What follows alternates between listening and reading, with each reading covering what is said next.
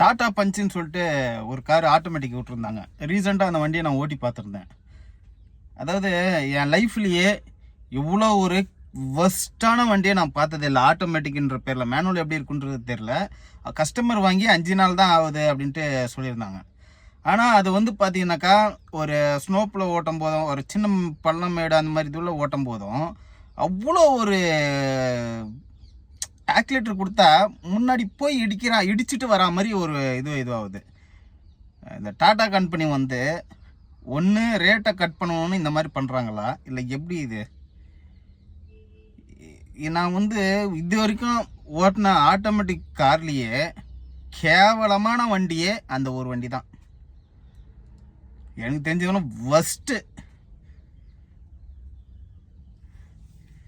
இதெல்லாம் ஒரு வண்டியாக விட்டு எதுக்கு வந்து மற்றவனை சாவடிக்கிறான்னு தெரில. ரேட்டை கட் பண்ணுறன்ற பேரில் கட் பண்ணி ஒரு ஆட்டோமேட்டிக்கில் டீன்னு ஒன்று போட்டால் அதுக்கப்புறமேட்டு மூமெண்ட் இருக்கணும். செத்து போன மாதிரி நிற்கிது அது.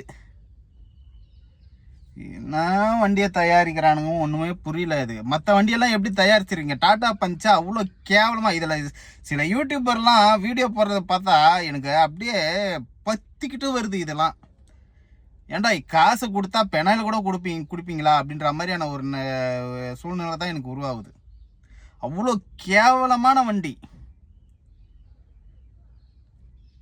நான் ஒரு பள்ளத்தில் இறக்கிட்டேன், சின்னூண்டு பள்ளம், அதில் ஏறுறதுக்கு அது கஷ்டப்படுது பாருங்க. அப்படி ஒரு கஷ்டப்படுது அது அந்த வண்டி.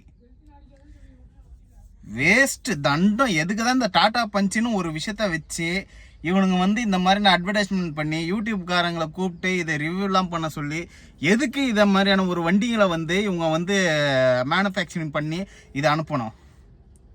எவனா எக்கட கேட்டினா சாவட்டும் அப்படின்ட்டு டாடா பந்தா. உண்மையிலுமே நான் ஓட்டின வண்டியிலேயே ஃபஸ்ட்டான வண்டி டாடா பஞ்சு. பெட்ரோல் வேரியண்ட் தான் இத்தனைக்கும், அது ஆட்டோமேட்டிக்.